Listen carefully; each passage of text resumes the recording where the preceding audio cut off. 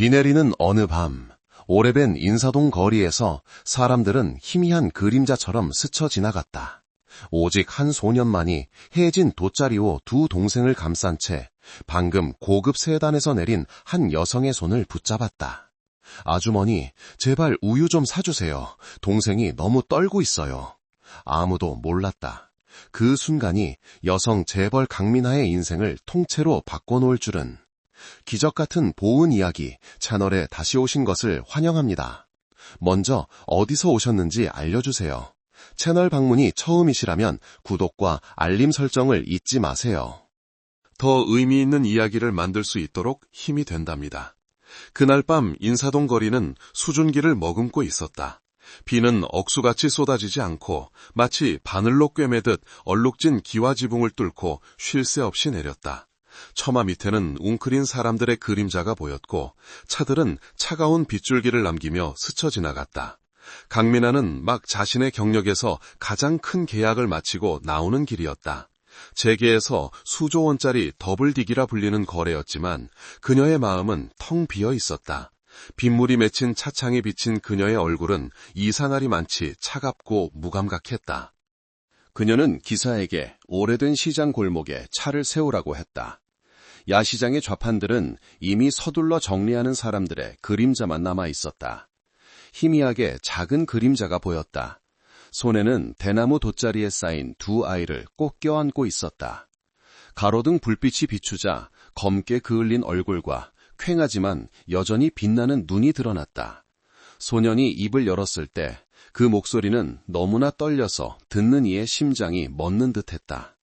아주머니, 우유 좀 사주세요. 동생이 열이 나고 숨도 약하게 쉬어요. 미나는 몸을 살짝 숙였다. 흠뻑 젖은 돗자리 아래 두 아이가 있었다.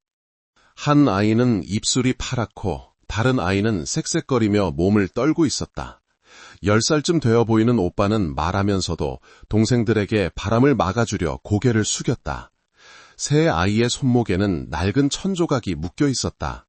가느다란 끈이었지만 약속처럼 단단히 매여 있었다. 기사가 얼굴을 찌푸렸다. 회장님, 위험합니다. 분명 구걸하는 아이들일 거예요. 이 시간에 그냥 가시죠. 하지만 미나는 꼼짝도 하지 않았다. 비가 얼굴을 때려 차가웠지만 그녀의 마음은 더 차가웠다. 그녀는 자신의 아들이 병원에서 손 안에서 죽어가는 것을 목격한 적이 있었다. 지난 6년간 깊이 숨겨온 기억이었다. 그런데 지금 눈앞에 빗속에서 떨고 있는 또 다른 작은 생명이 그녀를 아주머니라고 부르고 있었다. 차에 타. 그녀가 말했다. 소녀는 뒷걸음질 쳤다. 저희 돈 없어요. 돈은 필요 없어. 병원에 데려다 줄게. 단순한 결정이었지만 훗날 미나는 그것이 자기 인생에서 가장 값비싼 끄덕임이었다고 말했다. 그녀는 불과 몇 시간 뒤 모든 것이 뒤집힐 줄은 꿈에도 몰랐다. 차는 빗줄기를 뚫고 서울대학교 어린이병원으로 향했다. 강호라는 이름의 소녀는 두 동생을 꼭 껴안은 채 뒤로 밀려나는 풍경을 큰 눈으로 바라봤다. 미나는 핸드백을 옆좌석으로 던지고 자신의 재킷을 벗어 아이들에게 덮어주었다. 동생들 이름은 뭐니? 빈이랑 준이요.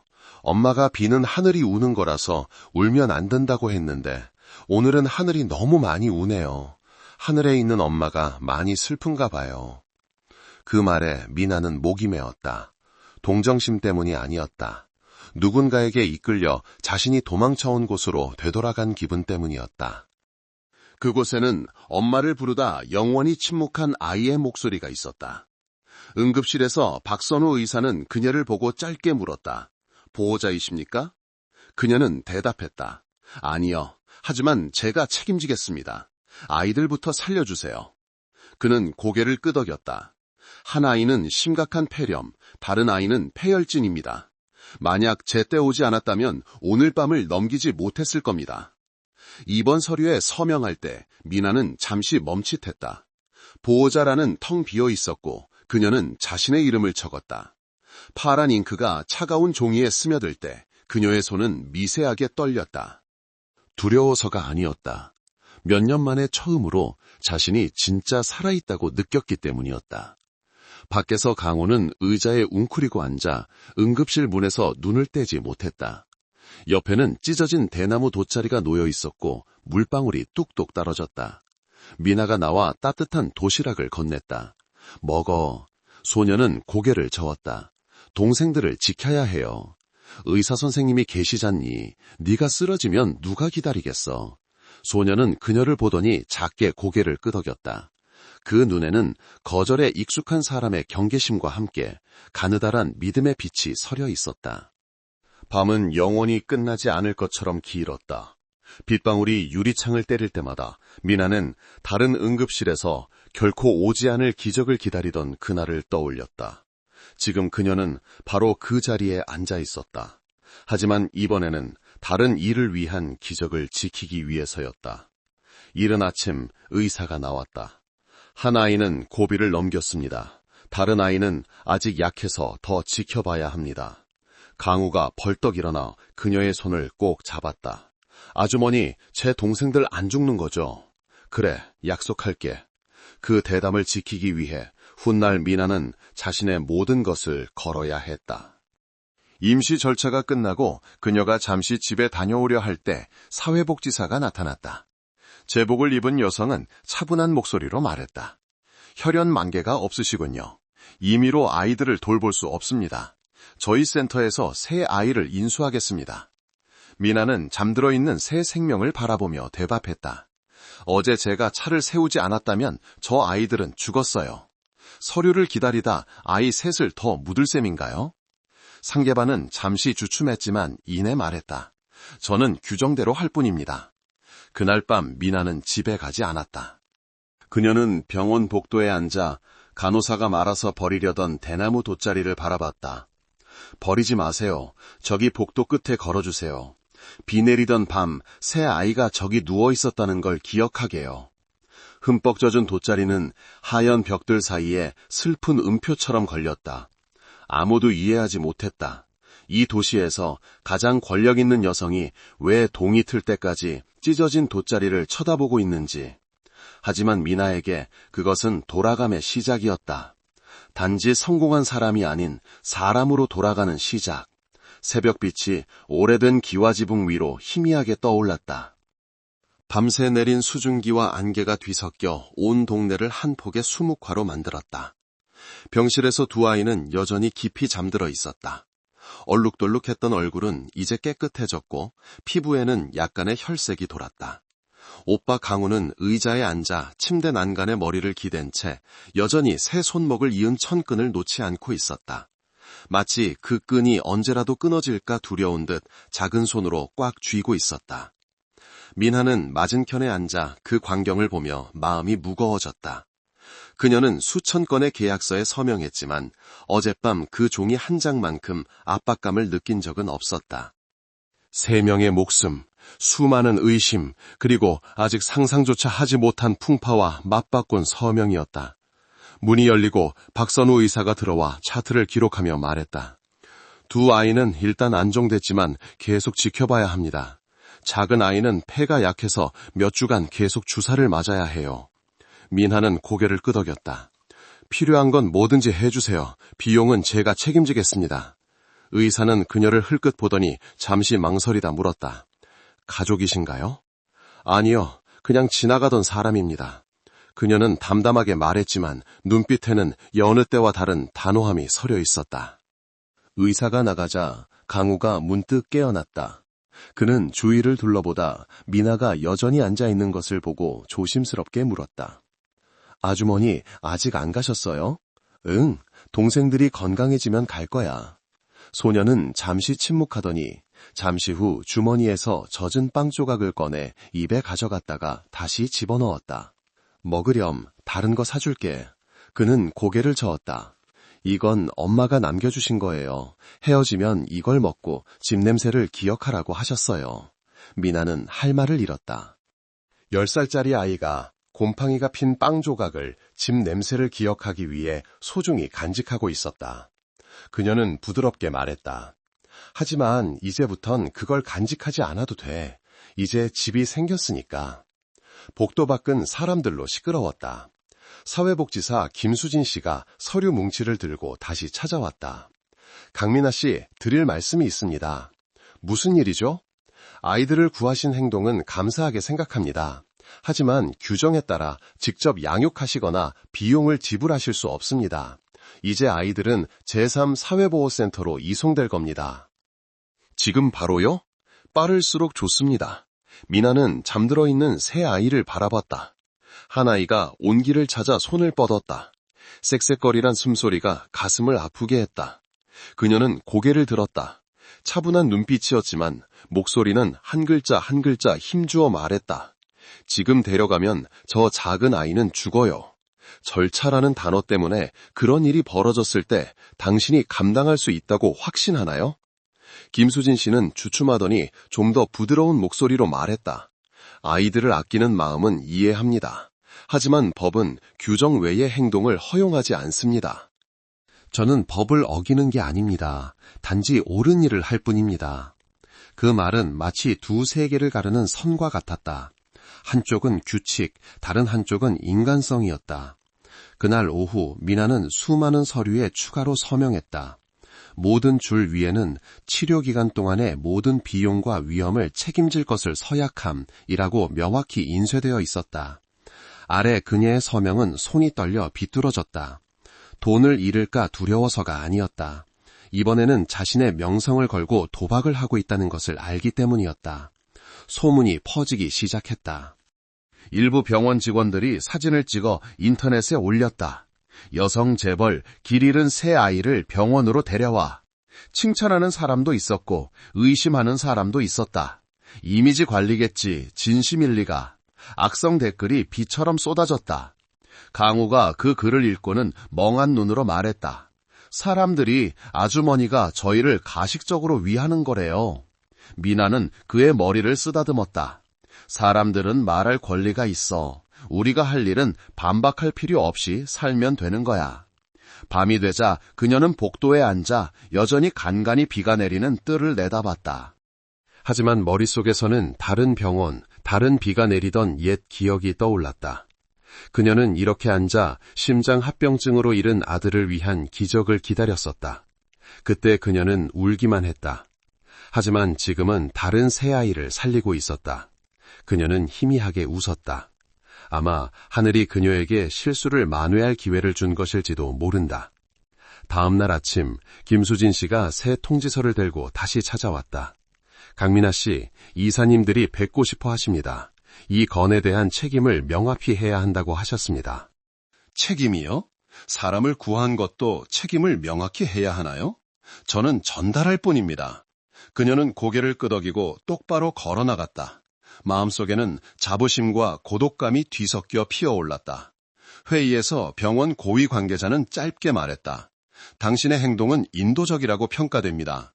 하지만 아이들을 계속 돌보고 싶다면 보호기관을 통해야 합니다. 저는 복잡한 절차를 원하지 않습니다. 단지 아이들이 안전하길 바랄 뿐입니다. 당신은 공인이기 때문에 당신의 행동은 영향을 미칩니다. 언론이 오해하지 않도록 하세요. 언론이 오해하지 않도록이라는 말은 예언과도 같았다. 불과 며칠 뒤 진짜 풍풍이 닥쳤기 때문이다. 여성 재벌, 아이 구출 자작극, 이미지 쇄신을 위한 감동 PR쇼 같은 기사들이 쏟아져 나왔다. 악의적인 댓글들이 모든 기사와 사진에 파고들었다. 미나는 침묵했다. 강우가 물었다. 왜 아무 말도 안 하세요? 해명할수록 사람들은 더 죄가 있다고 생각하거든. 하지만 아주머니는 그냥 저희가 살길 바라셨잖아요. 그날 밤 그녀는 복도 끝에 걸린 마른 대나무 돗자리를 바라봤다. 노란 불빛 아래 그것은 더 이상 초라한 물건이 아니라 인간 마음의 흔적처럼 보였다. 그녀는 속삭였다. 세상이 이렇게 차갑다면 적어도 이 돗자리는 따뜻하겠지. 그녀는 아직 몰랐다. 여론의 폭풍 속에서 침묵을 선택한 그 순간이 그녀 인생에서 가장 긴 싸움으로 들어서는 첫걸음이었다는 것을. 인간성과 편견 사이의 싸움. 병원의 이른 아침은 이상하리만치 쌀쌀했다. 겨울의 첫 햇살이 뿌연 창문을 통해 들어와 병상 앞 작은 이름표를 비쳤다. 빈, 준, 강호. 볼펜으로 휘갈겨 쓴 새 이름은 민하의 글씨였다. 하지만 그녀는 자신이 걸었던 어떤 화려한 간판보다도 그 이름들이 더 아름답게 보였다. 이제 그녀는 더 이상 어제의 제게 거물이 안 넣었다. 낡은 코트를 입고 머리를 대충 묶은 채 피곤한 얼굴의 미나는 밤을 샌 여느 어머니와 다를 바 없었다.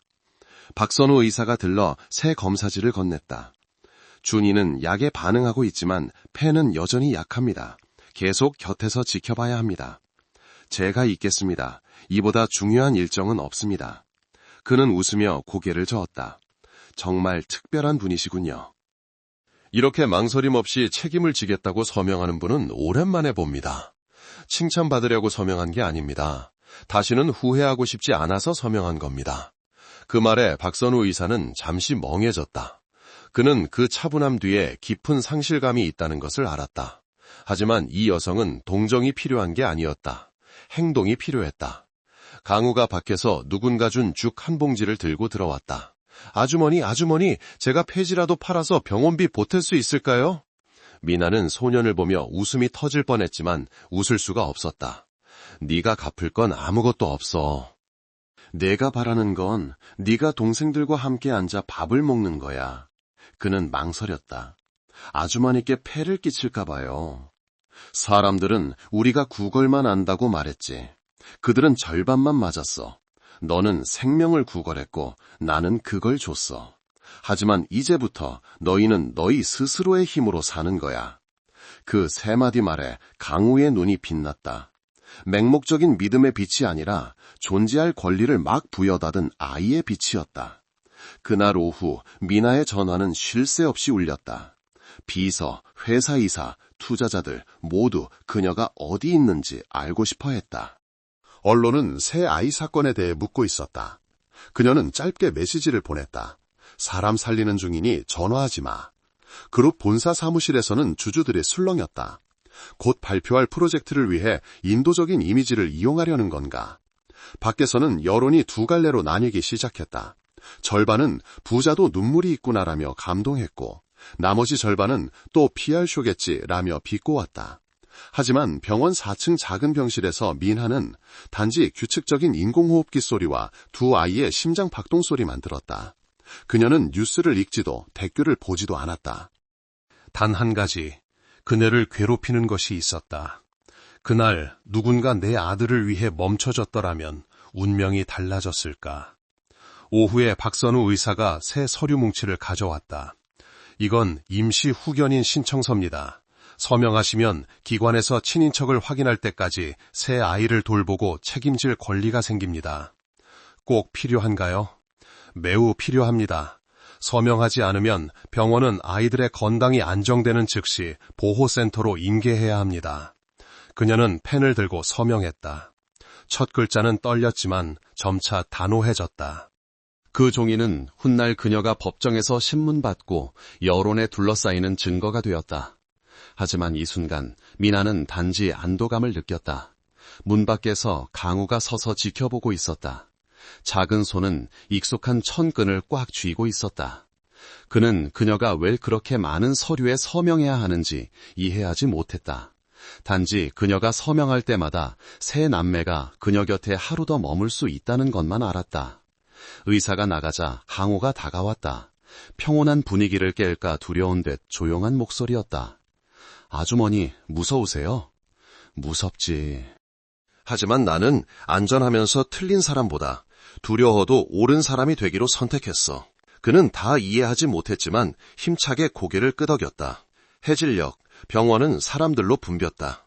복도에서 몇몇 카메라 플래시가 터졌다. 한 젊은 기자가 다가왔다. 실례지만 새 아이를 구하신 강민아 씨 맞으신가요? 저는 영웅이 아닙니다. 누구라도 했어야 할 일을 했을 뿐입니다. 하지만 네티즌들은 당신이 이름을 알리기 위해 자작극을 벌였다고 말합니다. 반박하고 싶으신가요? 반박할 필요 없습니다. 만약 그들이 꺼져가는 아이의 숨소리를 들어봤다면 그런 질문은 하지 않았을 겁니다. 차갑지만 묵직한 대답에 기자는 할 말을 잃고 서 있었다. 카메라는 멈췄고 처마 밖으로 떨어지는 빗소리만 들렸다. 그날 밤 미나는 병실에 우유를 가져왔다. 그녀는 강화 앞에 우유갑을 놓으며 작게 말했다. 마셔, 내가 탔어. 아주머니, 저희 내일 어디 가야 하나요? 그 사람이 저희를 센터로 데려간다고 했어요. 내가 여기 있는 한 아무도 너희를 데려가지 못해. 약속하시는 거죠?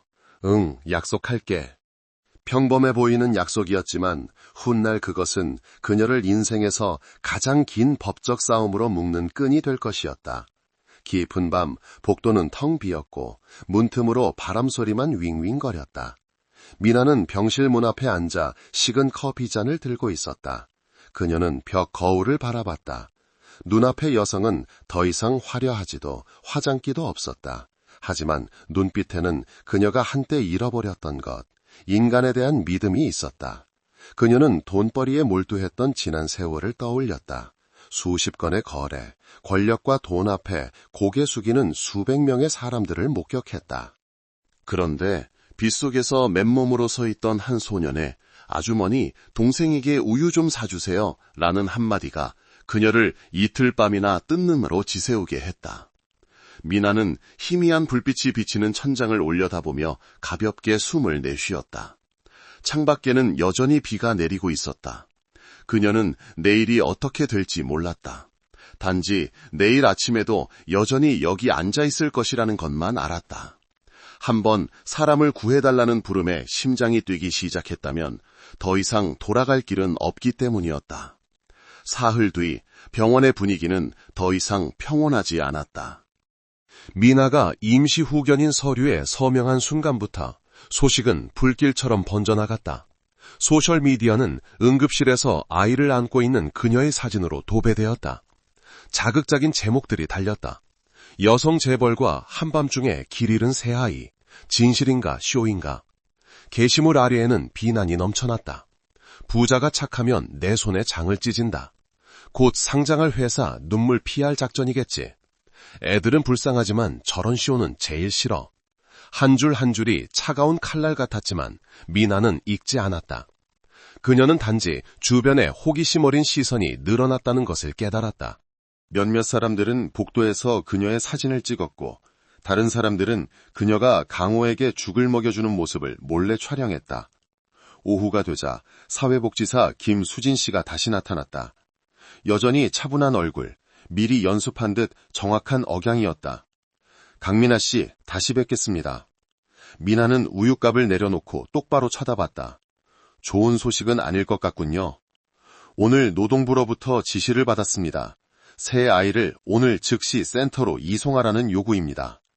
그녀는 침묵하다가 조용히 물었다. 오늘이요? 한 아이는 아직 수액을 맞고 있는데요. 의료 차량을 배치할 겁니다. 자녀가 있으신가요, 김수진 씨? 상대 여성은 주춤하며 얼굴에 미세한 동요가 스쳤다. 3살짜리 아들이 하나 있습니다. 그럼 상상해보세요. 당신 아들이 이렇게 약하게 숨쉬며 누워있는데 누군가 와서 규정에 따라 데려가겠다고 말한다면 그 서류에 서명하시겠어요? 공기가 무겁게 가라앉았다. 김수진 씨는 미나의 시선을 피하며 목소리를 낮췄다. 저는 결정권이 없습니다. 저는 제 임무를 다할 뿐입니다. 법은 사람을 보호하기 위해 만들어졌지 사람을 구하려는 손을 묶기 위해 있는 게 아닙니다. 그 말은 분명하고 묵직하게 울려 퍼져 주위 사람들이 모두 고개를 들 정도였다. 그날 늦은 오후 보호센터 대표가 도착했다. 제복을 입은 두 남자가 서류를 들고 와 짧게 말했다. 죄송합니다. 저희는 명령에 따라야 합니다. 강우는 그들을 보자 겁에 질려 동생들에게 달려가 껴안았다. 저희 데려가지 마세요. 저희에겐 미나 아주머니밖에 없어요. 침대에 누워있던 아이 하나가 놀라 울음을 터뜨렸다. 그 울음소리는 너무 약해서 마음이 아팠다. 미나는 병상 앞으로 나서 막아섰다. 아이들에게 손대려면 먼저 나를 넘어서야 할 겁니다. 그 순간 수많은 대형 거래를 이끌고 수십 명의 국제 파트너와 맞섰던 여성이 지금은 병원 복도 한가운데서 낯선 새 아이를 어미 사자처럼 지키고 있었다.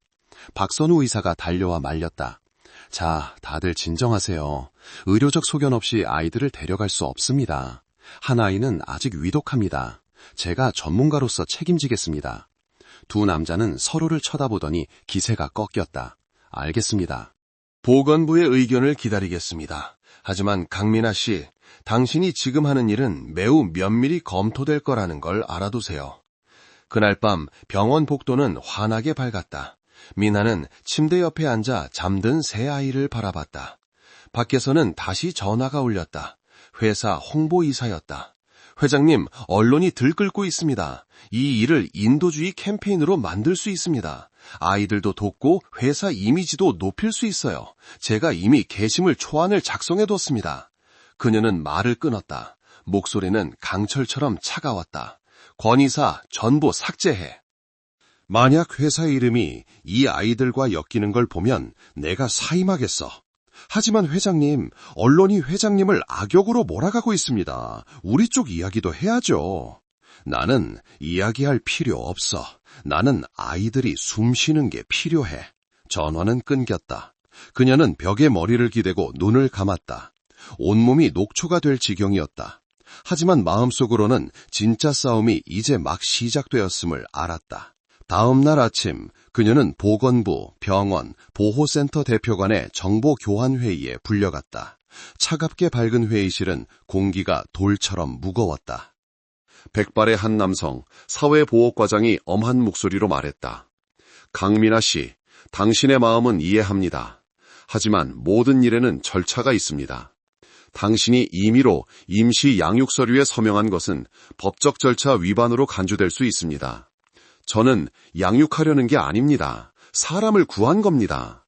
하지만 당신은 함께 지내며 병원비를 지불하고 가족을 대신했습니다. 다른 누구도 그 일을 하지 않았기 때문입니다.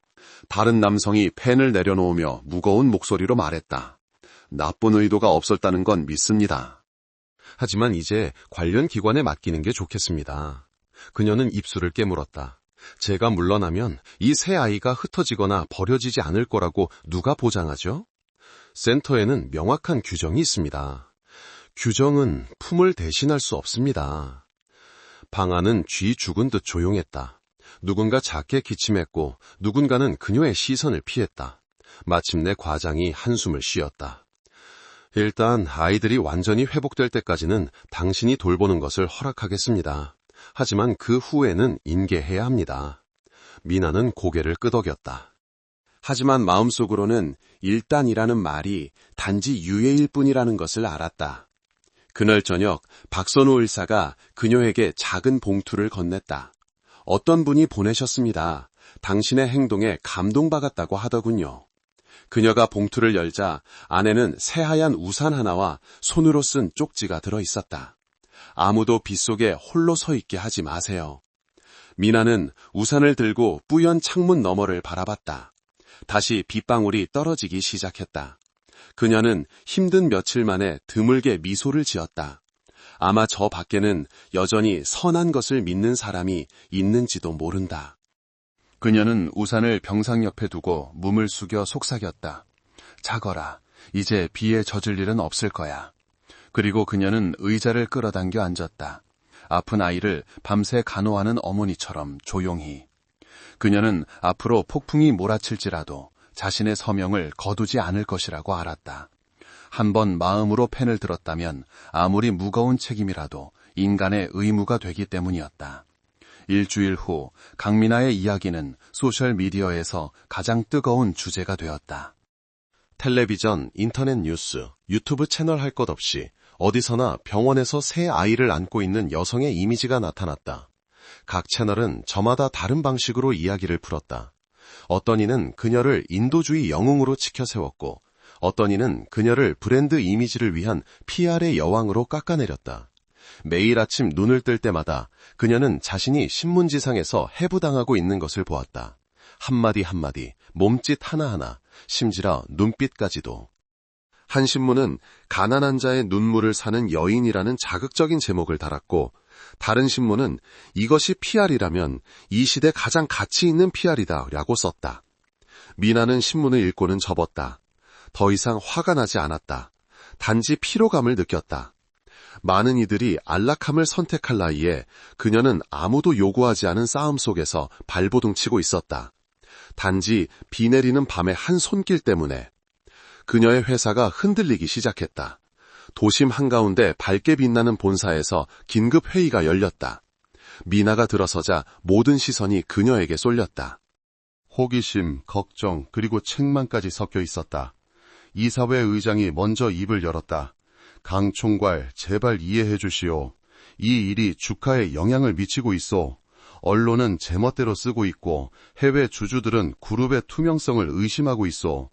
이해합니다. 하지만 저는 잘못한 것이 없습니다. 아무도 당신이 틀렸다고 말하지 않소. 하지만 이 일에서 손을 떼는 게 좋겠소. 아이들을 센터에 인계하고 기자회견을 열어 오해를 일으킨 점에 대해 사과하시오. 미나는 침묵했다. 그녀는 방안을 둘러보았다. 깔끔하게 차려입은 사람들이 선행을 상품처럼 논하고 있었다. 사람을 구한 것에 대해 사과하라고요?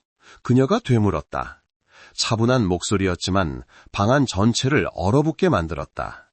만약 여러분이 옳은 일을 하는 대신 침묵을 선택할 줄 아는 리더를 원하신다면 저는 이 자리에 앉을 자격이 없습니다. 펜이 책상에 부딪히는 소리가 들릴 정도로 긴장감이 흘렀다. 마침내 그녀는 일어서서 한 글자 한 글자 분명하게 말했다. 오늘 저는 제 결정에 책임을 지겠습니다. 그것이 저의 모든 것을 잃게 하더라도 말입니다. 그녀는 감탄과 두려움이 뒤섞인 시선을 뒤로하고 회의실을 나갔다. 그날 오후 미나는 언론 앞에 섰다. 해명하기 위해서가 아니라 정면으로 말하기 위해서였다. 그녀는 하얀 셔츠 차림으로 기자회견장에 섰다. 화장도 꾸민 모습도 없었다. 수백 개의 렌즈가 그녀를 향했고 플래시가 폭풍처럼 터졌다. 하지만 그녀의 낮고 단단한 목소리는 분명하게 울려 퍼졌다. 저는 사랑받거나 용서받기 위해 이 일을 한 것이 아닙니다. 만약 그날 제가 멈추지 않았다면 저 새 아이는 더 이상 이 세상에 없었을 것이기 때문에 한 것입니다. 한 기자가 일어섰다. 하지만 사람들은 당신이 이 일을 자기 홍보에 이용했다고 말합니다. 어떻게 생각하십니까? 만약 PR이 다른 누군가로 하여금 아이 한 명을 더 구하게 만든다면 저는 영원히 PR하고 싶습니다. 회견장은 쥐 죽은 듯 조용했다. 아무도 더 이상 말을 잇지 못했다. 그녀는 계속했다. 이 사회에서 선행이 때로는 죄처럼 심판받는다는 것을 압니다. 하지만 저는 믿음을 강요하지 않습니다. 저는 단지 아이들이 살기를 바랄 뿐입니다. 그리고 언젠가 저 아이들이 자라서 편견의 빛 속에서 누군가 자신들의 편에 서주었다는 것을 알게 된다면 그것으로 충분합니다. 그 말은 불과 몇 시간 만에 소셜미디어를 통해 퍼져나갔다. 해시태그 빛 속에서 멈추다라는 해시태그가 곳곳에 나타났다. 사람들은 의심이 두려워 묻어두었던 선행 이야기들을 다시 공유하기 시작했다. 하지만 뒤늦은 지지는 그녀가 짊어져야 할 상처를 지우지 못했다. 그날 기자회견을 마치고 민하는 집으로 가지 않고 병원으로 향했다. 새 아이는 여전히 그곳에 누워 있었다. 규칙적인 호흡기 소리 속에서 평온하게 잠들어 있었다. 그녀는 옆에 앉아 아이들의 머리를 부드럽게 쓰다듬었다. 사람들이 뭐라고 하든 너희가 바로 내 대답이야. 강우가 눈을 떴다. 잠긴 목소리였다. 아주머니, 저희 때문에 슬프세요? 아니, 오히려 너희는 나에게 다르게 살아야 할 이유를 줬어. 소녀는 미소 짓고는 그녀의 손을 잡았다. 그 작디 작은 손바닥 안에서 그녀는 수년간 잃어버렸던 온기를 느꼈다. 그날 밤 병원을 나설 때 그녀는 정문 밖에서 한 무리의 대학생들이 피켓을 들고 있는 것을 보았다. 외면하지 않는 법을 가르쳐 주셔서 감사합니다. 그녀는 멈춰서서 그들을 바라봤다. 의심의 폭풍 속에서 맑은 눈빛을 한 젊은 얼굴들이었다. 그녀는 미소 지었다. 수년 만에 가장 진심 어린 드문 미소였다. 멀리 서울의 하늘은 여전히 가랑비가 내리고 있었다. 노란 가로등 아래 빗물이 그녀의 머리카락 위에서 빛나는 물방울로 맺혔다. 그날 밤 그녀가 울었다는 것을 아무도 몰랐다. 상처받아서가 아니었다. 처음으로 선행이 더 이상 외롭지 않다고 느꼈기 때문이었다. 늦은 밤 미나는 일기를 썼다. 그 비 내리던 밤으로부터 열흘째. 나는 비난받았고 명성을 잃었다. 하지만 나는 내 자신의 한 조각을 되찾았다. 선한 것을 믿었던 그 부분을. 다시 선택해야 한다면 나는 여전히 차를 세울 것이다. 그녀는 펜을 내려놓고 창밖을 내다봤다. 멀리 불빛이 비에 번져 있었다. 그녀는 깊은 곳에서 알고 있었다. 어떤 폭풍도 결국은 지나가지만 사람이 마음으로 한 일은 남는다는 것을, 세상이 그것을 아무리 저울질하더라도. 기자회견 이후 여론의 파도는 잠잠해지는 듯했지만 사실 폭풍은 이제 막 시작이었다. 조용했던 이들이 이제 수면 위로 떠올라 그들이 보기에 미나가 더 이상 자격이 없다고 생각하는 자리에서 그녀를 끌어내리려 했다. 사흘 뒤 열린 긴급 이사회에서 그녀는 공식적으로 총괄 이사직에서 정직당했다. 이유는 회의록에 간결하게 기록되었다. 회사 이미지에 부정적 영향을 초래함, 내부 소통 규칙 위반. 비서가 낭독을 마치자 회의실은 쥐 죽은 듯 조용했다. 아무도 감히 그녀를 쳐다보지 못했다. 오직 창방 유리에 부딪히는 빗소리만이 칼날처럼 차갑게 들렸다. 미나는 등을 곧게 펴고 앉았다. 표정에는 변화가 없었다. 그녀는 조용히 물었다. 그럼 여러분은 제가 무엇을 선택하길 원하셨습니까? 사람을 구하는 것과 자리를 지키는 것 중 어느 것이 후회할 만한 일입니까? 아무도 대답하지 않았다. 의장은 그저 한숨을 내쉴 뿐이었다. 당신은 유능한 사람이지만 좋은 사람이 되기에는 잘못된 시기를 선택했소. 미나는 희미하게 웃었다. 의장님, 옳은 일을 하기에 잘못된 시기란 없습니다. 단지 잘못된 방식으로 사는 사람들이 있을 뿐이죠. 그녀는 일어서서 가슴에 달린 명찰을 떼어 책상 위에 올려놓았다. 그 순간 권력, 명성, 돈, 그녀가 지난 20년간 집착했던 모든 것이 작은 탁 소리와 함께 사라졌다. 하지만 이상하게도 마음은 깃털처럼 가벼웠다. 건물을 나설 때 기자들이 여전히 빽빽하게 서 있었다. 한 목소리가 외쳤다. 강민아 씨, 새아이 때문에 직위를 잃은 것을 후회하십니까? 그녀는 멈춰서서 고개를 돌렸다. 눈빛은 차분했다. 만약 한 직위가 사람으로 하여금 도움이 필요한 생명을 외면하게 만든다면 그것을 잃는 것이야말로 제 인격을 지키는 방법입니다. 군중은 침묵했다. 그녀는 잿빛 하늘 아래 작은 모습으로 걸어갔지만 한 걸음 한 걸음이 굳건했다.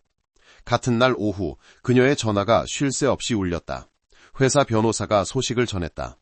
사회보호센터 측에서 방금 공문을 보냈습니다. 새 아이를 인계하라고 요구하고 있습니다. 그러지 않으면 불법 아동 보호 혐의로 고소당할 수 있습니다. 미나는 전화를 꽉 쥐었다. 이런 일이 조만간 닥칠 줄 알았지만 직접 들으니 가슴이 아팠다. 저는 이기심 때문에 아이들을 붙잡고 있는 게 아닙니다. 단지 아이들이 안전하길 바랄 뿐입니다. 이해합니다. 하지만 법은 감정을 보지 않고 서류만 봅니다. 마음의 준비를 하시는 게 좋겠습니다. 그녀는 오랫동안 조용히 앉아 있었다. 넓은 아파트는 이제 낯설게 텅 비어 있었다. 식탁 위에는 강우가 입고 간 우유가비, 의자 위에는 준이가 어제 떨어뜨린 손수건이 여전히 놓여 있었다. 모든 것이 막 형성되었지만 아직 인정받지 못한 작은 가족의 증인 같았다. 저녁에 그녀는 평소처럼 병원에 갔다. 새 아이는 상태가 호전되어 얼굴에 혈색이 돌고 있었다. 박선우 의사가 그녀에게 다가와 병원 공지문을 건넸다. 강민아 씨, 보고센터에서 공식 공문을 보냈습니다. 내일 아침 아이들을 인수하러 올 겁니다. 그녀는 그를 말없이 바라봤다. 잠시 후 그녀는 조용히 물었다. 제가 틀렸다고 생각하세요? 아니요. 단지 당신이 소수의 사람만이 감히 선택하는 길을 가고 있다고 생각합니다. 하지만 그 길이 저의 모든 것을 잃게 할 수도 있어요. 때로는 모든 것을 잃어야 비로소 자신이 무엇을 가졌는지 알게 되죠. 그의 말에 그녀는 정신이 번쩍 들었다. 그래, 지난 몇 년간 그녀는 모든 것을 가졌다. 하지만 너무 많이 가졌기 때문에 자기 자신 외에 무언가를 위해 사는 느낌을 잊고 있었다. 그녀는 침대 옆으로 다가가 잠든 새 아이를 바라봤다. 강호는 두 동생을 껴안은 채 가운데 누워 있었다. 그녀는 아이들의 머리를 쓰다듬으며 마음속에서 모호한 두려움이 피어올랐다. 내일 아침 눈을 뜨면 더 이상 이 아이들을 볼 수 없을 것이라는 두려움. 그날 밤 그녀는 병원 복도에서 뜬 눈으로 밤을 새웠다. 밖에서는 비가 내리기 시작했다. 빗방울이 유리창을 때리는 소리는 운명의 그날 밤과 똑같았다. 하지만 그때와 달리 이번에는 더 이상 피하지 않았다. 박선우 의사가 지나가다 그녀가 여전히 앉아있는 것을 보고 물었다. 집에 가서 쉬지 않으세요? 아니요. 제가 잠들었다 깨면 아이들을 데려갈까봐 무서워요. 그는 그녀를 조용히 바라보다가 주머니에서 2번 접은 종이를 꺼냈다. 이건 이송 연기 요청서입니다. 제가 이동 불가 진단을 덧붙여 서명했습니다. 적어도 48시간은 벌 수 있을 겁니다. 그녀는 고개를 들었다. 눈가가 촉촉했다. 저를 도와주시는군요. 문책당할 걸 아시면서요. 알죠. 하지만 모두가 안전만 택한다면 선행은 멸종하고 말 겁니다. 두 사람은 더 이상 아무 말도 하지 않았다. 빗소리 사이로 창틀에 떨어지는 물방울 소리만이 다가오는 이별의 시간을 재는 시계 소리처럼 조용히 들렸다. 새벽녘, 그녀는 익명의 계정으로부터 메시지를 받았다. 만약 아이들을 넘기지 않으면 당신의 세금 기록과 사생활을 폭로하겠다. 그녀는 한숨을 쉬며 전화를 내려놓았다. 그녀는 알았다. 사람이 다수의 의견에 반하는 일을 감히 할 때 누군가는 항상 어떤 수단을 써서라도 그들을 끌어내리려 한다는 것을. 하지만 이번에는 더 이상 두렵지 않았다. 그녀는 작은 종이에 글을 써서 코트 주머니에 넣었다. 만약 내가 체포되면 아이들이 스스로 설 수 있을 때까지 돌봐주세요. 그리고 그들에게 전해주세요. 증명할 필요 없는 옳은 일도 있다고. 그녀는 종이를 접어 병상 옆 수첩에 끼워 넣었다. 그녀는 내일 아침이 어떻게 될지 몰랐다. 단지 모든 것을 잃더라도 자신이 빗속에서 구한 새 아이를 빼앗기게 두지 않을 것이라는 것만 알았다. 그날 밤 미나는 복도 구석에 앉아 타일 바닥에 비친 불빛을 바라봤다. 어둠 속에서 그녀는 마치 자신에게 말하듯 속삭였다. 아마 인간에는 정말 대가를 치러야 하는지도 몰라. 하지만 아무도 그 대가를 치르려 하지 않는다면 누가 그것을 살아남게 할 수 있을까? 밖에서는 빗소리가 다시 거세졌다. 마치 그 모호한 질문에 대한 대답처럼. 강민하에 대한 소식은 어떤 태풍보다도 빠르게 퍼져나갔다. 낡은 대나무 돗자리 옆 구치소 방에 앉아있는 여성의 이미지가 모든 신문, 소셜미디어, TV 뉴스를 통해 퍼져나갔다. 더 이상 아무도 그녀가 재벌인지 사업가인지 신경 쓰지 않았다. 그들은 단지 맨손의 한 어머니가 잿빛 벽 사이에서 조용히 앉아 인간애의 증거물을 껴안고 있는 모습만을 보았다. 여론은 폭발했다. 수십만 개의 댓글이 기사 아래에 달렸다. 선행이 구속된다면 이 사회는 어떻게 될까?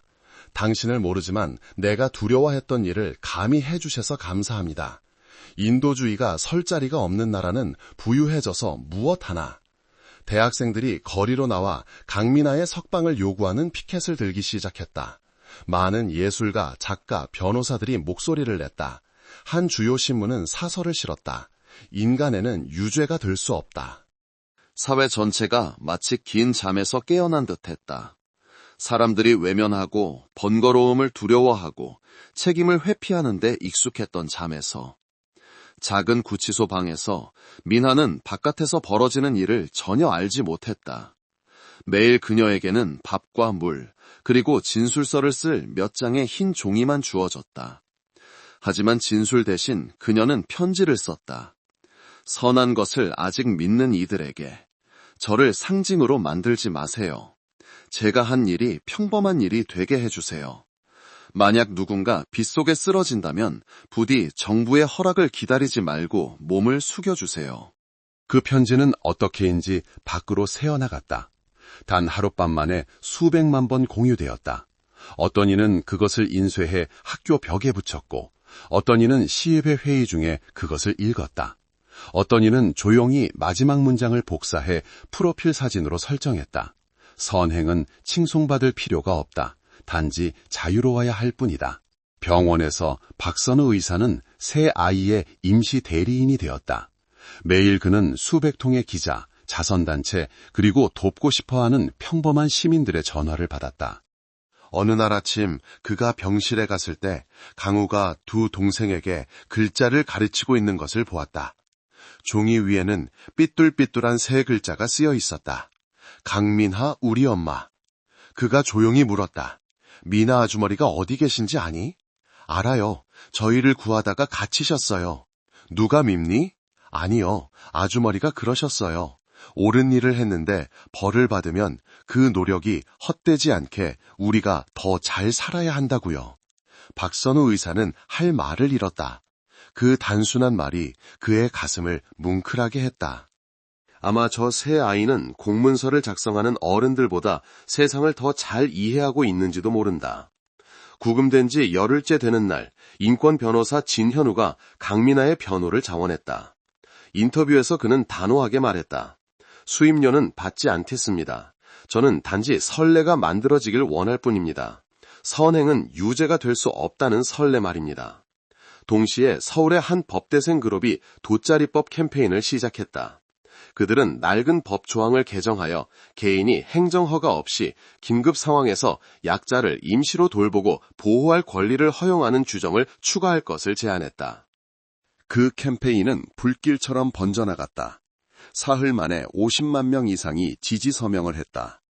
그 파도 속에서 해외 언론이 주목하기 시작했다. CNN 아시아는 베트남 여성 사업가 노수가동 3명 구하다 체포, 그러나 그 행동이 사회 윤리에 대한 각성의 물결을 일으키다라고 보도했다. 다른 주요 통신사들도 일제히 기사를 쏟아냈다. 어떤 기사는 그녀를 한국의 양심을 다시 밝힌 사람이라 불렀고, 어떤 기사는 편견의 칠흑 같은 밤속의 촉불에 비유했다. 정부는 더 이상 침묵할 수 없었다. 법무부에서 특별회의가 열렸다. 한 차관이 천천히 말했다. 강민아 씨는 절차상 잘못이 있을 수 있습니다. 하지만 그 행동을 범죄라고 부를 수는 없습니다. 만약 우리가 그녀를 죄인처럼 다룬다면 법 자체가 인간과 인간애를 가로막는 벽이 될 것입니다. 그 발언은 언론에 인용되어 지지의 물결을 더욱 강하게 만들었다. 구치소에서 미나는 교도관으로부터 소식을 들었다. 아십니까? 온 나라가 당신 이야기를 하고 있습니다. 사람들이 당신을 돗자리의 어머니라고 부릅니다. 그녀는 희미하게 웃었다. 저는 어떤 칭호도 필요 없습니다. 단지 더 이상 빗속에서 떠는 아이가 없기를 바랄 뿐입니다. 교도관은 그녀를 보더니 목소리를 낮췄다. 저도 딸이 있습니다. 만약 제 딸이 그런 상황에 처한다면 당신 같은 누군가가 지나가 주길 바랄 겁니다. 그녀는 침묵했다. 눈가가 촉촉해졌다.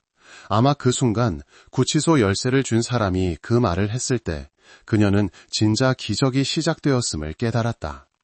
밖에서는 꽃다발, 편지, 손으로 쓴 글귀들이 법원 문을 가득 메웠다.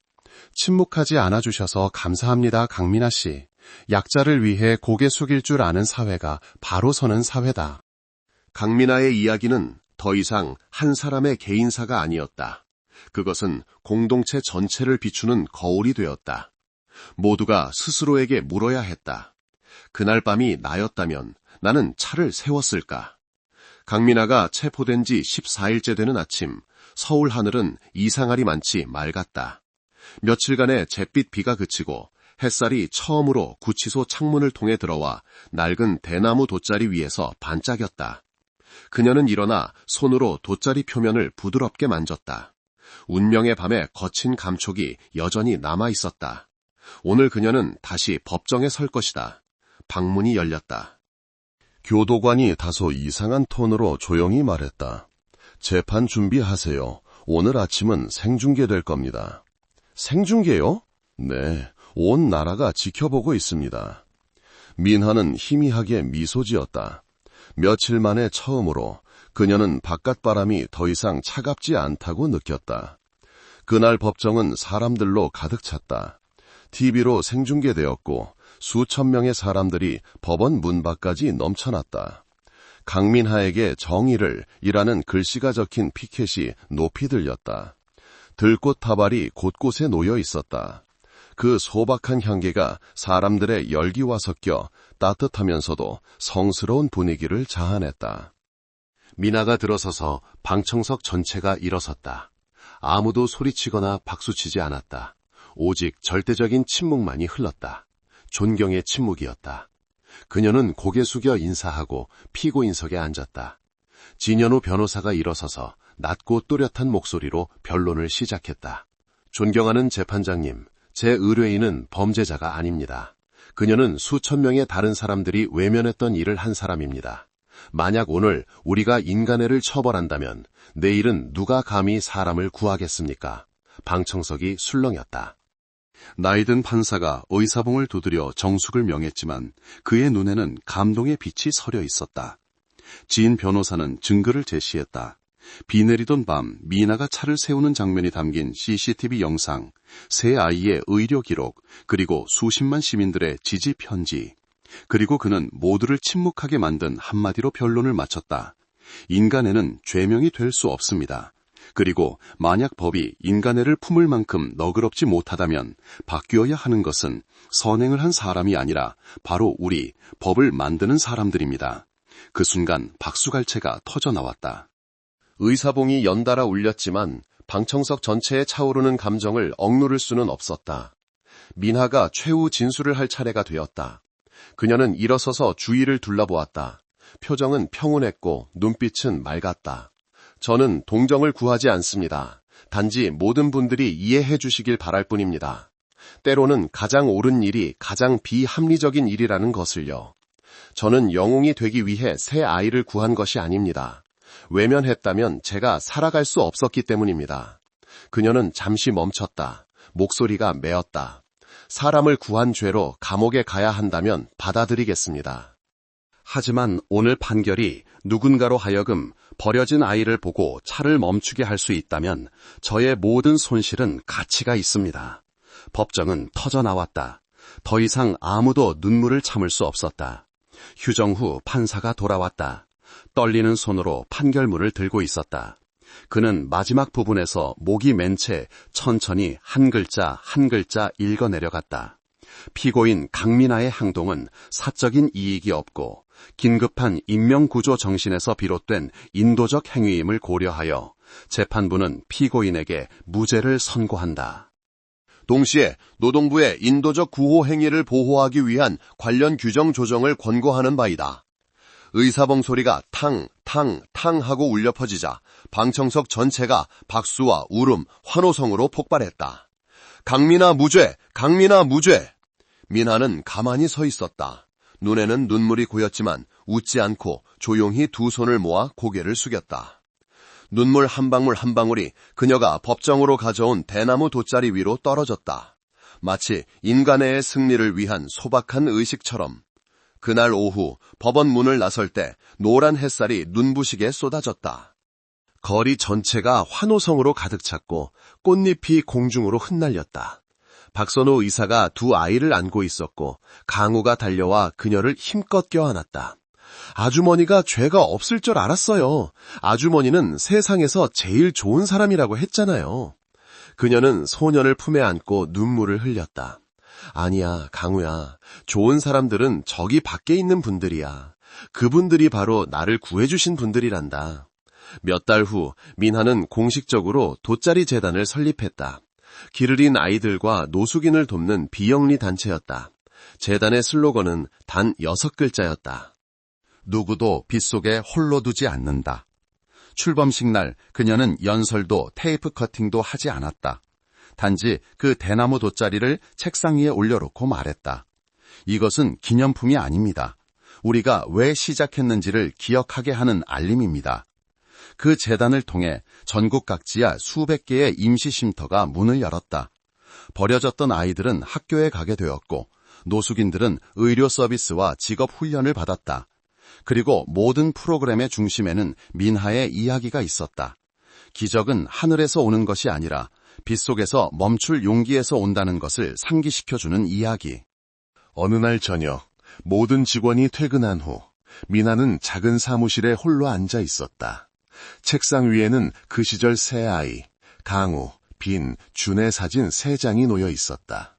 창문으로 바람이 불어와 아래 놀이터에서 들려오는 아이들의 웃음소리를 실어날랐다. 그녀는 밖을 내다보았다. 마음이 구름처럼 가벼웠다. 그녀가 잃었던 모든 것은 이제 더 이상 중요하지 않았다. 그녀는 가장 소중한 것, 인간에 대한 믿음을 되찾았기 때문이다. 벽에는 제단 로고 아래 작은 명패가 걸려 있었다. 인간에는 심판받을 수 있지만 결코 감금될 수 없다. 그녀는 그 글귀를 손으로 부드럽게 만지며 미소 지었다.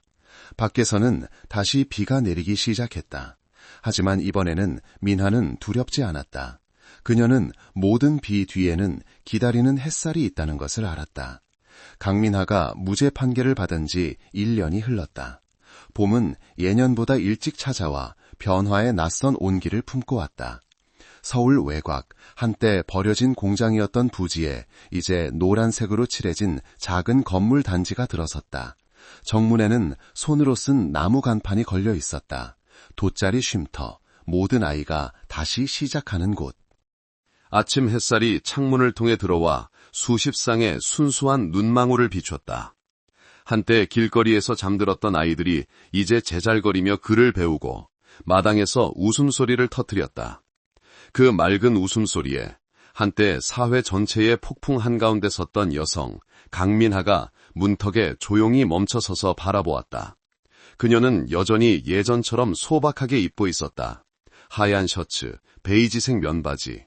그녀는 더 이상 사람들이 부르던 여성 재벌이 아니었다. 그녀는 단지 아이들에게 신발끈 묶는 법, 잘못했을 때 사과하는 법, 그리고 인생이 항상 등을 돌리지는 않는다는 것을 믿는 법을 가르치는 민하 이모였다. 그녀 옆에는 이제 병원을 그만두고 함께 재단을 운영하는 박선우 의사가 있었다. 그는 몇몇 자원봉사자들에게 아이들의 건강 검진 방법을 알려주고 있었다. 그를 보며 그녀는 희미하게 웃었다. 아직도 그날 선생님이 이송 연기 서류에 서명해 주셨던 게 기억나요. 덕분에 제가 준비할 48시간을 벌었죠. 그가 반은 농담, 반은 진담으로 대답했다. 지금 생각하면 아마 법을 어긴 거겠죠. 하지만 다시 선택하라고 해도 서명했을 겁니다. 두 사람은 더 이상 말없이 서로를 바라봤다. 그들 사이에는 이름 붙일 필요 없는 단지 존재하기만 하면 되는 암묵적인 이해와 감정이 있었다.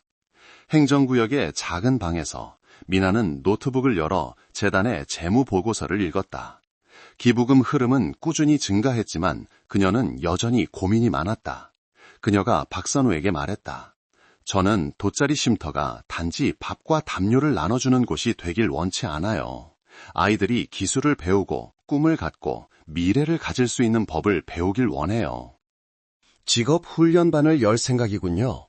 네, 요리, 자동차 수리, 재봉, 뭐든지 그들이 스스로 설 수 있게 돕는 거라면요. 우리가 구해주기만 하고 두 발을 주지 않으면 언젠가 다시 쓰러질 거예요. 박선우는 침묵했다. 그는 그녀가 단지 사람을 구하는 것이 아니라 사회가 약자를 대하는 방식을 고치고 있다는 것을 이해했다. 오후에 한 무리의 기자들이 인터뷰를 하러 왔다. 그들이 물었다. 이 모든 일 후에 합당한 보상을 받았다고 생각하십니까? 그녀는 웃으며 고개를 저었다. 인간에는 보상을 필요로 하지 않아요. 단지 이어지기만 하면 됩니다. 만약 오늘 빗속에서 누군가를 구하기 위해 멈추는 사람이 한 명 더 생긴다면 과거의 모든 상처는 가치가 있습니다. 그녀는 그렇게 말하고 그들을 마당으로 안내했다. 강우, 빈, 준이 느티나무 그늘 아래 앉아 공부하며 환하게 웃고 있었다. 이것이 저의 가장 큰 보상입니다. 그녀가 조용히 말했다. 이 아이들은 선행이 올바르게 키워진다면 새로운 것을 낳을 수 있다는 살아있는 증거입니다. 밤이 되어 모두가 돌아간 후 그녀는 사무실에 홀로 남았다. 밖에서는 벌레 소리가 울려 퍼졌다. 책상 위에는 낡은 대나무 돗자리가 여전히 유리액자 안에 소중히 보관되어 있었다. 그것을 볼 때마다 그녀는 모든 것이 시작되었던 그 비 내리던 밤을 떠올렸다.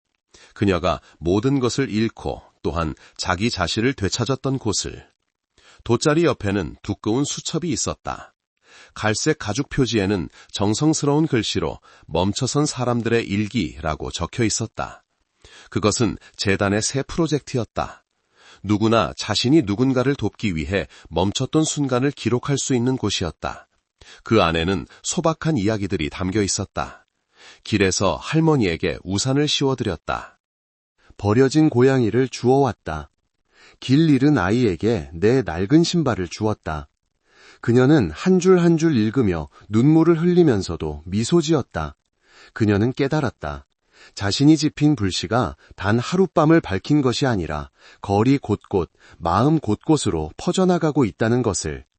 어느 날 저녁, 미나가 서류를 확인하고 있을 때 가볍게 문을 두드리는 소리가 났다. 강우가 편지 봉투를 들고 들어왔다. 이모, 편지 왔어요. 보낸 사람은 없어요.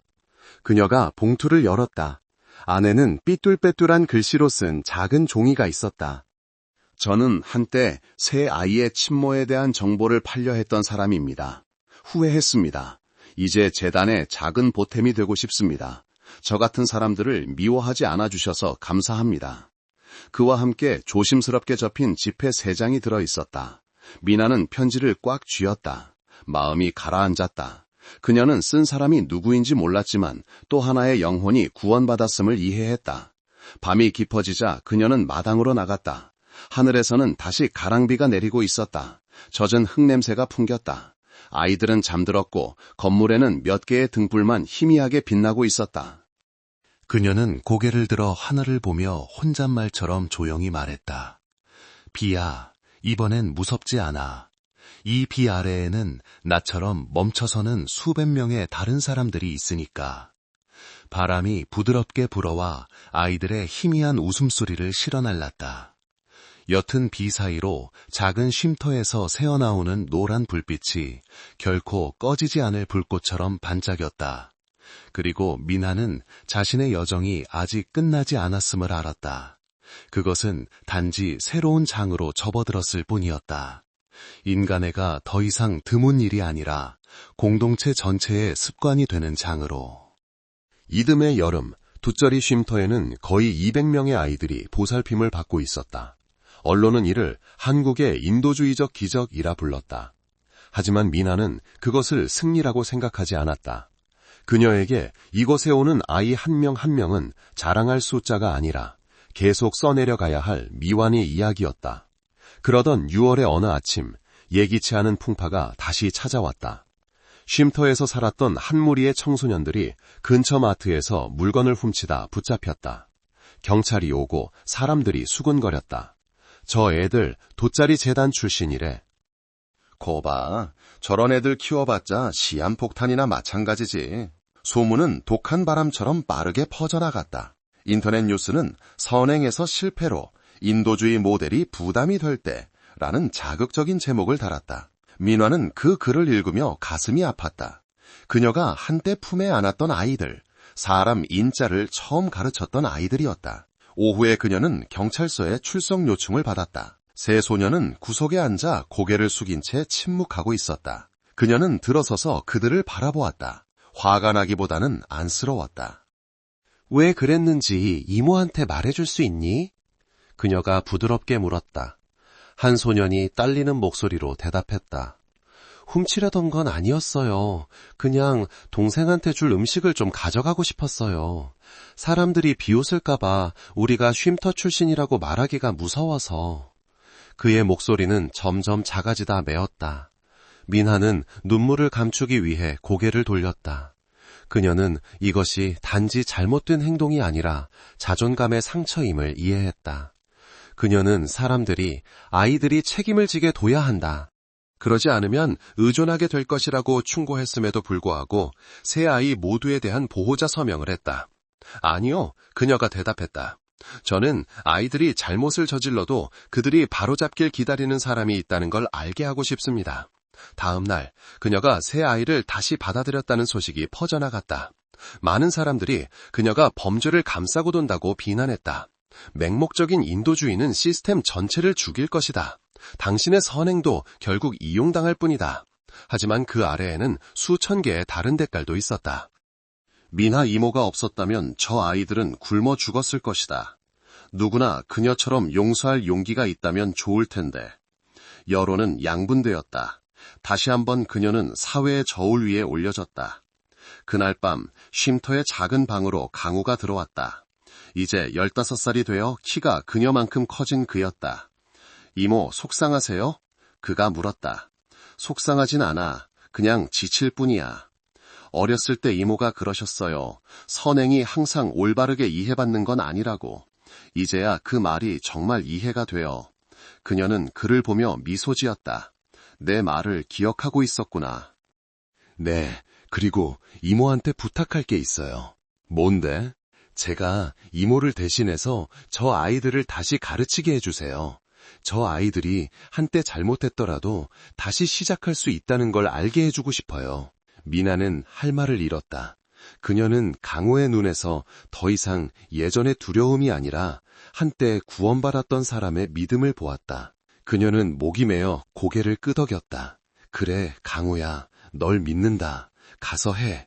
네 자신의 이야기로 아이들을 가르치렴. 일주일 후 강호는 쉼터 마당에서 작은 대화의 시간을 가졌다. 수십 명의 아이들 앞에서 그는 자신이 버려졌던 이야기, 사람들이 경멸할까 두려워했던 이야기, 세상에서 도망치고 싶었던 이야기를 털어놓았다. 그는 말했다. 민하 이모가 그러셨어요. 만약 사람이 비난받을까 두려워하는 마음으로만 산다면 선행은 죽어버릴 거라고요. 그래서 오늘 제가 여기 선 것은 제가 잘나서가 아니라 저 같은 아이를 믿어준 분이 계셨기 때문입니다. 모두가 침묵했다. 그의 말은 녹화되어 인터넷에 올라갔고 삽시간에 퍼져나갔다. 사람들은 강호를 인간의 제자라고 불렀다. 몇 달 후 노동부는 공식적으로 새로운 시행령을 발표했다. 개인은 긴급 상황에서 행정 절차 없이 아동 또는 약자를 임시로 돌보고 보호할 수 있다. 여론은 이를 돗자리밥이라 불렀다. 수년 만에 가장 인도적인 개혁 중 하나였다. 기자가 소감을 묻자 미나는 짧게 말했다. 제 이름이 붙은 법은 필요 없습니다. 단지 그 법이 누군가 차를 멈추게 하고도 체포될까 두려워하지 않게 돕기를 바랄 뿐입니다. 어느 가을 오후 그녀는 우수시민 표창식에 연사로 초청받았다. 큰 강당은 불빛으로 환했지만 그녀는 귀빈석을 사양했다. 그녀는 돗자리 쉼터 아이들이 앉아있는 맨 뒷줄을 선택했다. 이름이 호명되자 그녀는 단상에 올라 몇 마디만 했다. 저는 의심받았고 유죄 판결을 받았고 모든 것을 잃었습니다. 하지만 바로 그 일들이 저에게 인간에는 완벽할 필요가 없고 단지 굳건하기만 하면 된다는 것을 깨닫게 했습니다. 오늘 만약 옳은 일을 하다가 비웃음 당하는 분이 계시다면 부디 멈추지 마세요. 빛은 폭풍이 지나간 후에야 나타나니까요. 박수갈채가 길게 이어졌다. 객석에서 박선호 의사는 그녀를 보며 희미하게 미소 지었다. 그는 알았다. 눈앞의 여성이 단지 새 아이를 구한 것이 아니라 한 세대의 믿음을 구했다는 것을. 그날 밤 쉼터로 돌아왔을 때 그녀는 마당을 지나가다 강호가 아이들에게 돗자리 접는 법을 가르치는 것을 보았다. 그는 새 돗자리를 들어 올리며 활짝 웃었다. 이모, 저희 이거 희낭 돗자리라고 불러요. 그녀는 웃으며 다가가 함께 접었다.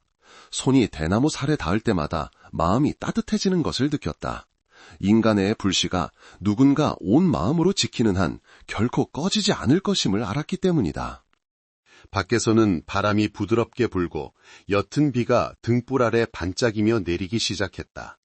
미나는 고개를 들어 조용히 말했다. 계속 내려라, 비야. 모든 비가 그친 후에는 또 다른 누군가가 멈춰 설 테니까. 그리고 도시 어딘가에서 누군가 정말로 한밤중에 차를 멈추고 내려서 차가운 빗 속에서 떨고 있는 아이에게 우산을 씌워주었다. 이야기는 두려워하지 않는 법을 배운 마음들에 의해 다시 쓰여지고 있었다. 그 비 내리던 밤으로부터 15년이 흘렀다. 도시는 변했고 고층 빌딩들이 빽빽하게 들어섰으며 거리는 사람들로 붐볐다. 하지만 오래된 도심 한가운데에는 여전히 평화로운 작은 구석이 남아 있었다.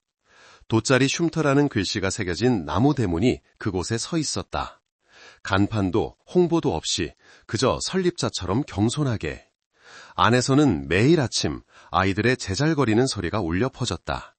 순진한 얼굴들이 마당을 뛰어다니며 글자를 배우고 그림을 그리고 친절하게 사는 법을 배웠다. 낡은 벽에는 흑백 사진 한 장이 걸려 있었다. 하얀 셔츠를 입은 여성이 새 아이를 안고 있는 모습. 사진 아래에는 이런 글귀가 있었다.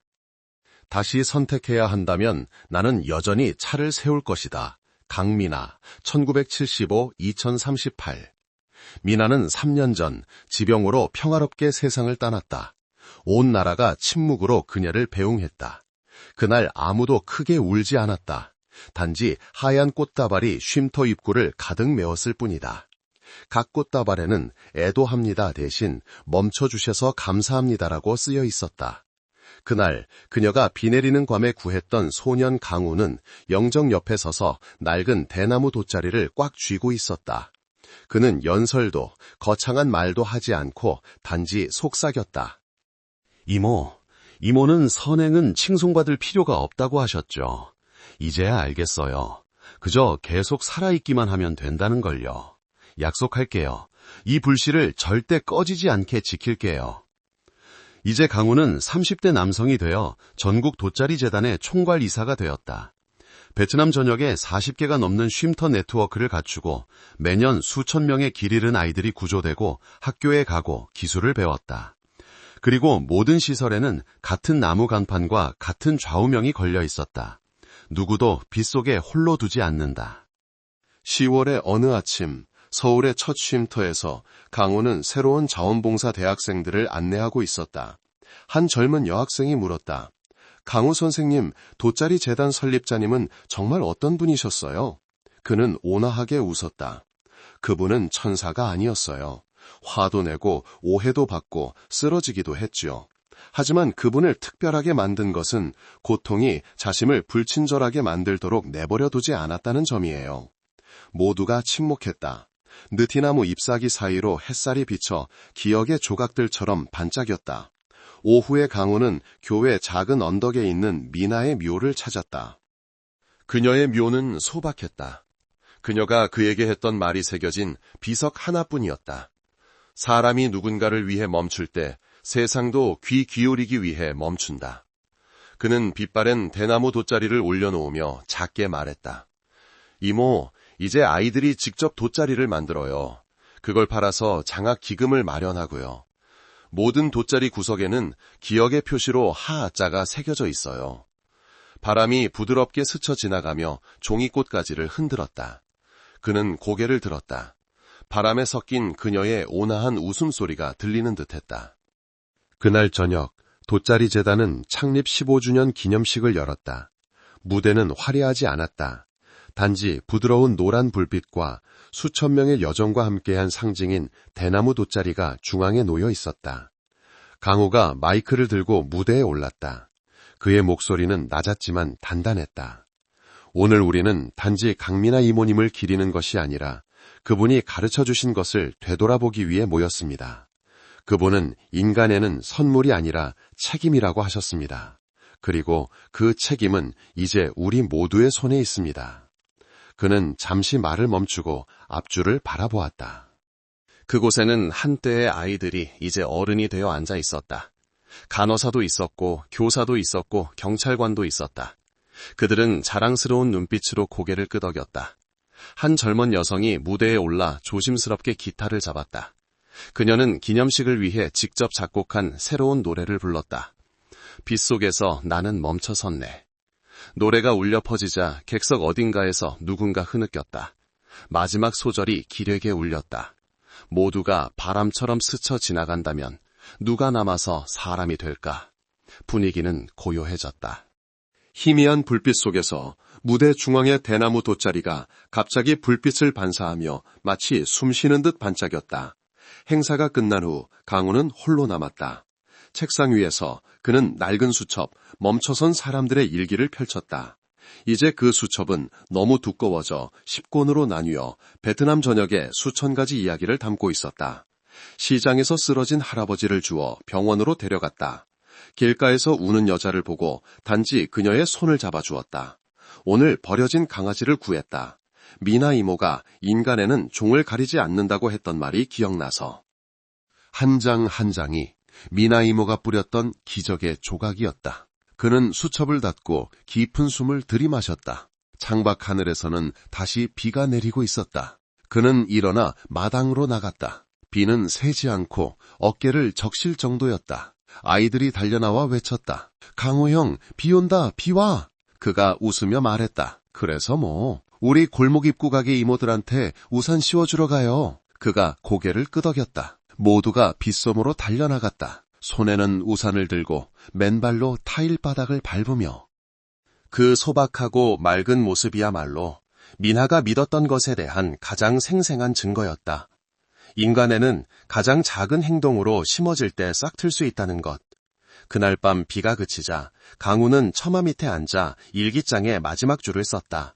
오늘 2053년 10월 12일. 아이들이 빗속에서 가게 상인들에게 우산을 씌워주었다. 아무도 시키지 않았는데 스스로 했다. 민하 이모 보이세요? 이모의 씨앗이 자라났어요. 그는 펜을 내려놓고 조용히 수첩을 닫으며 밤하늘을 올려다보았다. 구름 사이로 유난히 밝게 빛나는 별이 하나 있었다. 그는 미소 지으며 속삭였다. 멈춰주셔서 감사합니다. 그리고 마치 닫히는 원처럼 부드러운 바람이 쉼터마당을 스쳐 지나가 낡은 대나무 돗자리를 건드렸다. 그것은 작게 흔들리며 소리를 냈다. 하지만 그 순간 마치 온 세상이 인간애가 살아 숨쉬고 결코 꺼지지 않을 그 소리를 듣기 위해 침묵하는 듯했다. 만약 오늘 당신이 팍팍한 세상 속에서 어려움을 겪는 누군가를 본다면 부디 서둘러 외면하지 마세요. 단 몇 초만 멈춰서서 손을 내밀고 공감의 눈빛을 보내주세요. 당신은 모를 겁니다. 하지만 그 순간이 한 사람의 인생 전체를 바꿀 수 있다는 것을요. 왜냐하면 인간에는 사치품이 아니라 이 세상을 밝히는 작은 등불이기 때문입니다. 아무리 작은 선행이라도 모든 거리를 뛰어넘는 전파력을 가지고 있습니다. 만약 당신이 그것을 믿는다면 빗속에서 멈춰서는 사람이 되어주세요. 강민아가 시작했던 여정을 이어가 주세요. 아이 한 명을 돕거나 이 이야기를 공유하거나 혹은 단지 어제보다 더 친절하게 살아가는 것만으로도 충분합니다. 우리가 세상 전체를 바꿀 수는 없지만 누군가의 세상은 바꿀 수 있으니까요. 멈춰섰던 모든 분들께 깊은 감사를 보냅니다. 평범하지만 비범한 심장을 가진 사람들, 낯선 이에게 기꺼이 우산을 씌워주는 운전기사님들, 의사선생님들, 교사들, 자원봉사자들, 그리고 친절함이 여전히 힘이라고 믿었던 모든 분들께 이 영상을 보고 계신 당신께 감사합니다. 들어주시고 느껴주시고 그리고 아마도 세상이 사랑할 줄 아는 심장을 필요로 할 때 멈출 준비가 되어주셔서 감사합니다. 여러분은 지금 어디에서 이 이야기를 듣고 계신가요? 오늘 제가 들려드린 이야기 어떻게 들으셨는지 궁금하네요. 여러분의 소중한 감상이나 생각을 댓글로 자유롭게 남겨주세요. 어디에 계시든 무엇을 하시든 여러분의 삶에 언제나 평안과 행복이 가득하기를 진심으로 기원합니다. 그리고 혹시 여러분에게도 다른 사람들과 나누고 싶은 특별하거나 재미있는 사연이 있다면 주저하지 마시고 저희에게 들려주세요. 모두의 이야기에 귀 기울이며 함께 웃고 공감하고 싶습니다.